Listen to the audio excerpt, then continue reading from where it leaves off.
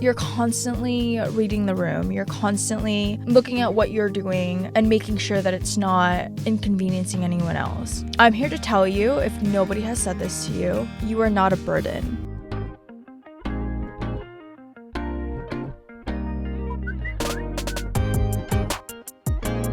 Welcome back, everyone, for another episode of BULGOGI Pod. I am your host, HANAKATT, and today we're going to do a little chit-chat, but before we begin, shouts out to a couple things. First is Mayumi Market, if you guys haven't already heard of it. It is hosted by Kat, also known as Pickpocket, also known as Pickpocket Party on Instagram. And yeah, she started a marketplace for Asian creators. And so me and my friends went last night and it was super fun. We got their soft serve via Gougous. That's Gougous. And tried some boba. We did a little ice shopping and then just hung out and listened to some music. So yeah, it was a fun weekend.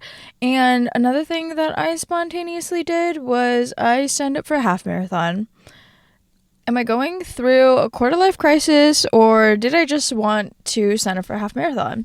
Don't really know, but if you guys don't already know, I've been trying to not hate cardio, right? That was one of my New Year's resolutions. And so yeah, in the spirit of not hating cardio, I just wanted to have something to look forward to, right? And so I signed up for the OC half marathon.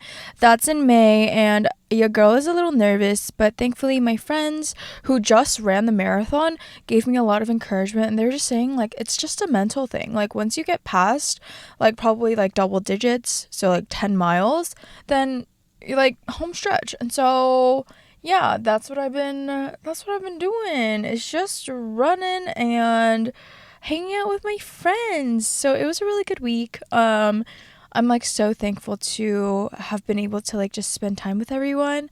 And that kind of brings us to our next topic, is feeling like a burden. Okay, that was kind of a rough transition, but let me talk you through it. So I think that, right, spending all this time with my friends when I'm happy and just so thankful for life, that's when it's easy to hang out with your friends and to depend on them.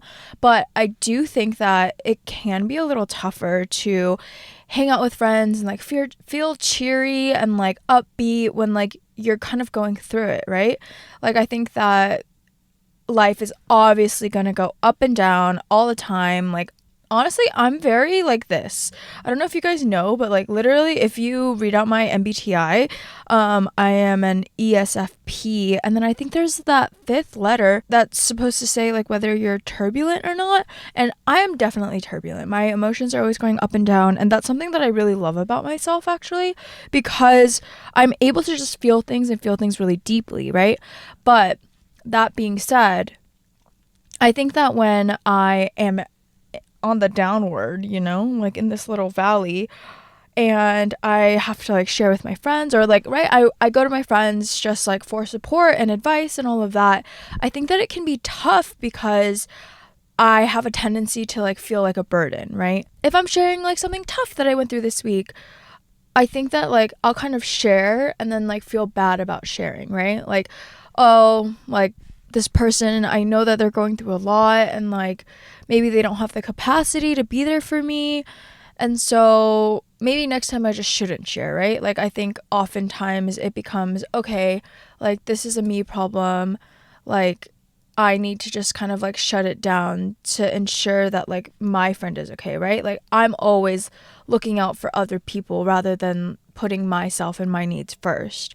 I think it's super easy to ignore your own needs if the environment around you feels a little bit unstable, right?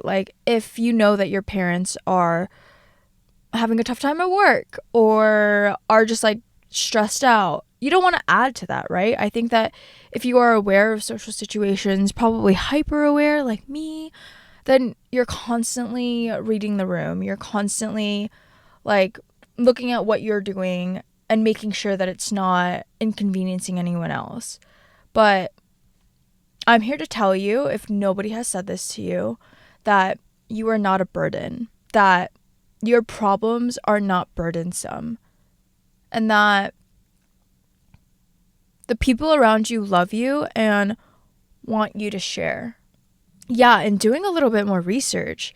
Maybe it's that you grew up thinking and learning that you were a bother, right? Like, I think that, just for a little bit more of a personal example, like in my household, like my parents were working a lot, right? Like I was raised by my grandma and my grandpa.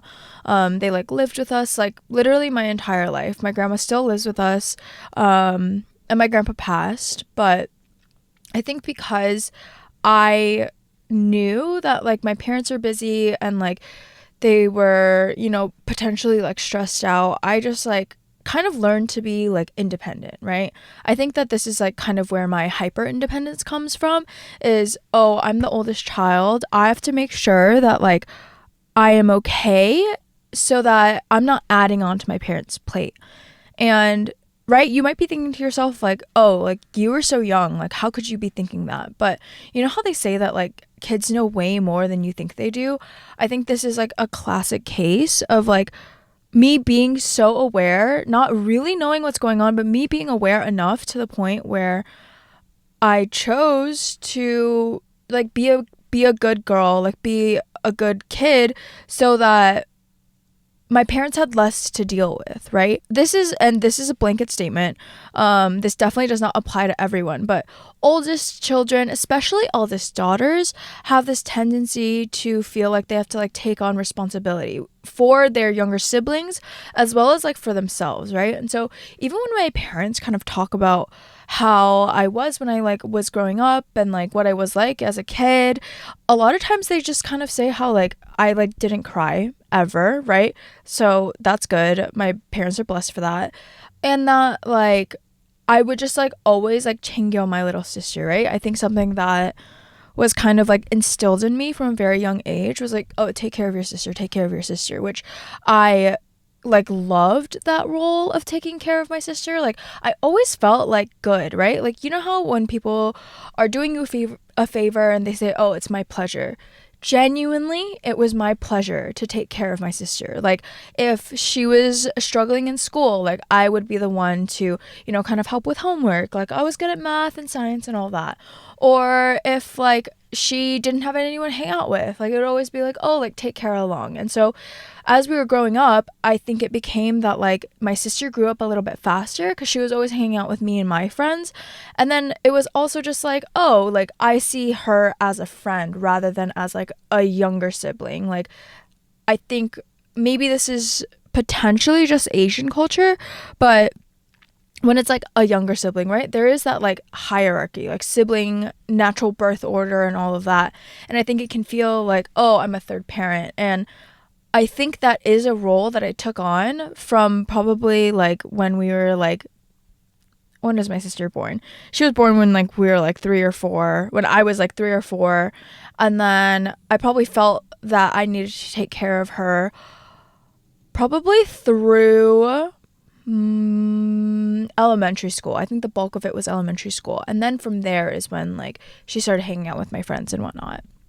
And so I think that this entire concept of like feeling like a burden and like making sure that like I'm taking care of things in the household, like I always share how like my dad wanted sons. And so the way that he raised my sister and I was like always a little son-like. Like we grew up like learning all the sports. Like I know how to throw a football. I can kind of throw a baseball now. And like we played golf and tennis and like it was just like we were very like athletic, and my dad was big on like eye-hand coordination and making sure that we learned how to like use technology really early and all of that. And so I think that just in general the attitude in which we were raised was a little bit more independent, right? And so when you couple that with like wanting to avoid these feelings of feeling like a burden, I think it comes out now in my relationships because I have a hard time sometimes reaching out, asking for help, or even just like sharing my emotions and my feelings with other people, right? I think that there's so much beauty in therapy because it eliminates that feeling of like being a burden. And so, right, when you're paying a mental health professional, somebody who went to school for this, someone who is licensed and has the tools to teach you how to deal with certain circumstances in your life.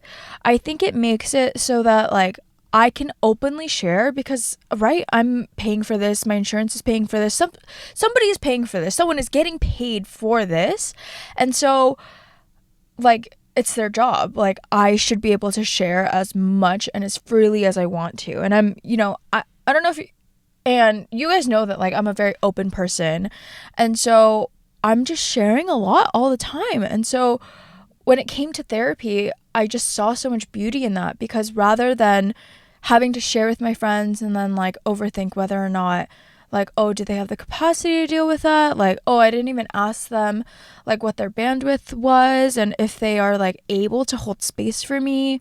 Like rather than overthinking all of that post, me spilling my guts out, like I found so much solace and like peace in therapy. And like I think that that is one of the biggest benefits of therapy. It's just like having this feeling that you can openly share, right?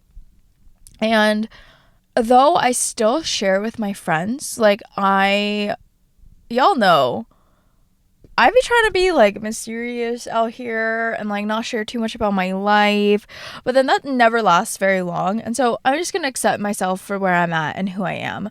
And so, right, I'm the person in the apartment. Literally both Joyce and Allie are always like, oh, we can always tell when you want to say something. Like you'll just kind of like stare at us and be like, do you have time? And I'll share every single detail, And so I have started to feel less like a burden because I learned what boundaries are, right? I think that boundaries is a word everyone throws around. We all know this. But when I say boundaries, what I mean is having emotional boundaries. And so, an example, my sister, whenever she goes through a really hard time or has a hard time at work or like personal relationships and whatnot, and she shares with me, like I would get really emotional. Like I would always kind of take on her problems as my problems. Like, oh, my sister is going through a breakup, I'm going through a breakup. Like, oh, my sister is struggling with school, I'm struggling with school. Like it was always this like overwhelming feeling that like I had to take on her emotions as my own, because as we were growing up, it just kind of like bled into that, right? Like I think I'm just a very empathetic person, and like I learned at one point to like really put myself in the other person's shoes. But whenever things would kind of pile up, let's say on my sister's end, while I was also going through things, it became like way too much to handle, right? Like I was balancing two different people's emotions, and nobody asked me to do that. But I thought that that's what being empathetic and like being there for somebody looked like, was feeling everything that they feel and like really taking that as my own. But there came a point where one of my friends had pointed out, he was like, oh, you always seem really affected like by like whatever your sister's going through, right? Like I would be like crying over dinner and just being like, my sister's going through some things and whatnot. And after he pointed that out, I kind of like reflected inward, and I realized that like, oh, maybe not everyone has these types of relationships. Maybe other people have a little bit more like boundary setting of like, I can be empathetic and I am here for you and I will support you in whatever ways I can, but my problems are not your problems. Their problems are not my problems. And so now, kind of understanding that concept, when my sister shares with me something that she's going through, I feel her. I can understand. Sometimes maybe if I don't empathize, I just sympathize, but it's never to the point where it's affecting my daily living, because I have learned to draw those emotional boundaries. And it's not in like right, I'm trying not to make it so that's like in an effed up way of like, that's your issue. But, right, it's in a little bit of a nicer tone, like, oh, that is your issue. That is your problem. And I'm so sorry that you're going through that. And like, please let me know how I can help you and like how I can be a support through this time. And then I'll go home and I'll go on with my day, right? I'm not so affected by the people around me. And, right, easier said than done. I'm a huge feeler. I like completely believe in like energy and like the energy that people give off. Like when you feel something is off, like when my gut and my intuition is like, oh, that person is like being mean, but like maybe they're saying all the right things, but like the energy is like something else.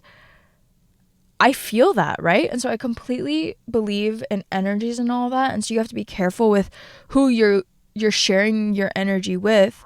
But like going into situations now with like a little bit more emotional boundaries has made it so that I'm able to be there for people more, honestly, right? Because when I was constantly taking on other people's problems as my own, it was like I was being tugged like left and right all the time, and that I was like kind of neglecting myself. And so it's made it so that like it's so much easier to like listen to people and like be supportive.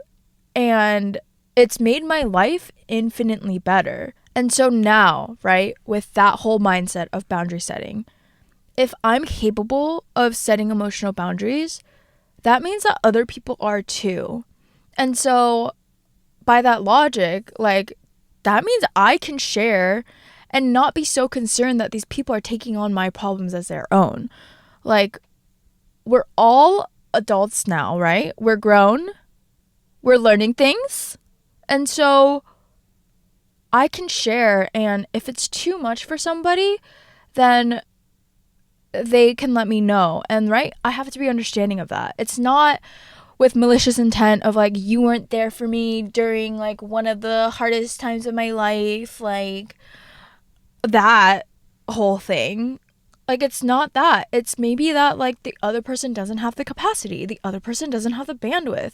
Maybe like I'm not even at that stage in my life where like I've learned how to do that, right? Because like I think that everything takes time to learn and grow into. And so it's not like malicious intent. It's simply we're all individuals. And yes, like I'm here for community and relying upon each other. Like genuinely, I would not be here if it weren't for my friends. But at the same time, it's with a little bit of reservation, right? Just a little bit. Like a healthy dose. Because I think when you're giving too much, it's like emptying your cup, right? We're hearing about how Kylie Jenner is going broke, like rich people broke, right? Like she just bought a private jet for like, I think it was like 75 million. And so when you keep spending, you're gonna go broke. And so same with emotions and like your emotional bandwidth. When you keep spending that on other people, like there's not gonna be anything left for yourself. Your feelings are not the problem. You are allowed to feel every single feeling as deeply as you want. It simply could just be the other person's bandwidth. Maybe they just like don't have the capacity to handle it right now. And like that's okay. And also, right, within the scape of the world and the economy, there's always supply and demand. Or in this case, it'll be givers and receivers. Sometimes it is okay to receive because the other person might need to give in that moment, right? Like this whole concept of like my pleasure, it could truly be their pleasure to go out and like help their friend. And so sometimes it's okay to receive and not always give. Like I have learned that receiving is not a sign of weakness. Receiving does not mean that the other person is being inconvenienced. Though, yes, it could sometimes. But like just being a little bit like aware of like, okay, let me offer help where I can. But if this person is offering, I hope that they would be doing it with a pure heart of, I want to give, and I'm not doing it through obligation, right? Because that feels bad. If you're the friend in the friend group who is always reaching out, that's not going to feel good. But sometimes, like, maybe that friend wants to plan and wants to be the facilitator, and that's okay. And so sometimes givers just need the receivers, so it's okay to receive help, right? And you know, when I like kind of like look back on things, I feel like this like feeling of feeling like a burden was like so great, to the point where like I wouldn't even ask for water when I went into like somebody's house, right? Like if I'm like parched, I'll just kind of ignore it. Or like if I feel like, oh, I'll give you guys an example. Like even going shopping with another person would literally not be fun to me. Like, I actually really dislike going shopping with other people because I feel like a burden, right? Like, if I have some things to try on in the fitting room and the other person didn't find anything in that store, but then they have to wait for me, like, I just, like, get a little bit too overwhelmed, and I'll be like, let's just leave. I don't need anything. I don't need to try anything on. And so I actually really don't like shopping with other people. Or even as simple as like going to the gym with another person, right? Like I love my gym time, y'all know that. And so it would be to the extent where like, right, I would be spending a good hour and let's say 15 minutes in the gym. And so I don't want to like make my roommates like hang out and just like waste time. And so I don't even like going to the gym with other people. Like I'm just like, oh, I feel rushed. And like when I feel rushed, like I feel a little overwhelmed and overstimulated, and like I just don't want to do it. Like I would rather go alone so that I feel like other people aren't waiting on me. But then it's funny because when I'm on the other side of things, right? When I'm the friend who's waiting for the other friend to try on things in the fitting room, honestly, if it's not excessive, I'm fine. Like I can wait. Like if anything, it's so fun to do a little like fitting room fashion show. Or in the gym, I'm like, yeah, let me just put in a little extra time. Like I'll do one more exercise, or like I'll do like a glute finisher, you know? Your girl's trying to grow her booty for the summer. And so when I'm on the other side, I'm like, it's fine. But then that kind of makes me question. I'm like, is that like a people pleasing thing? Like have I just trained myself to and not be bothered by things because it kind of like stresses me out? And so that could definitely be it, right? Like I think people pleasing has been a theme in my life and in episodes, as you guys know, because it's just like I think being a people pleaser informs a lot of the actions that I do or do not do, right? Like I will do things ahead of time so that the other person doesn't have to waste their time, right? And for those of you who do feel like a burden, I'm sorry that it sucks. Like, I think it sucks feeling like a burden. Like, you have to take up as little space as you can, that you have to ignore your needs because it's not as important as other people's needs or what's going on around you. Or even that this person, like, is wasting their time by helping you. That sucks. And so I'm here to validate those feelings, right? That you're allowed to take up space, that your questions should be answered, and that like people want to help you because like you are loved. Even if you don't feel that way, you are so loved. And I hope that you're able to take a step back and really like talk to yourself during this time and realize that like you're worthy, your life is worthy and valuable, and that you're not a burden. Yes, like we might have our ups and downs, but I'm not in friendships only when they're good and healthy and fun.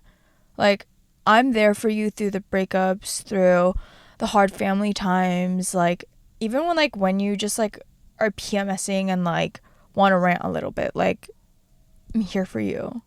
And I hope that the people around you are also. Maybe another like word of encouragement that I want to share with you guys is that if you're not the type of person to open up about what you're going through, like just like kind of unprompted, I hope that you would be able to communicate with your close friends or family and let them know that like you would like to be like prompted and kind of like checked in on, right? Like I have certain friends who kind of like won't share unless I ask them, right? Like I'll be like, "Oh, like how are you? Like how are you doing? How are you feeling? How was your day?" Like they won't share unprompted like me, you know? Like I'm very like my day was like this and this and this, even though you didn't ask, right? And so I think like maybe encouraging those of you who don't necessarily open up like supernaturally to at least give your friends the opportunity and like kind of like the guidance to be able to like help you. And if you do go to a friend and share and they share back with you that, you know, that they just like don't have the emotional capacity right now, I think that going into that with understanding and an open mind and an open heart is always the way to go of like, it's not personal, right? Again, the 4 spiritual laws, one of my favorite books. It's not personal. When you think about the loved ones around you and realize how much you're willing to sacrifice and do for them simply because you love them, that's how they feel about you. It's not that you're a bother or that you're wasting their time. They feel the exact same way that you feel about them as they do you. And so reach out to your friends, reach out to mentors, reach out to people, because I think this life is about connection and connecting with other humans, no matter the circumstance. And so, yeah, I think that's it for this episode. I love you guys so much. And this was just something that I like really wanted to talk about because it's so easy to like feel like a burden and not even realize it. So you are loved, you are not a burden, and with that, we are done. Other than that, go ahead and follow us on Instagram and TikTok. That's bulgogi.podcast, and then me on Instagram at HANAKATT, HANAKATT. And what else? Oh, if you guys are interested in running content, just let me know and like I'll post about it. But your girl is a little shy with her 13-minute mile. So yeah, if you want to see it, I will show you. But if you don't want to see it, that's okay too. Okay. I will catch you guys next week. Have a beautiful week. I love you guys so much. Bye-bye.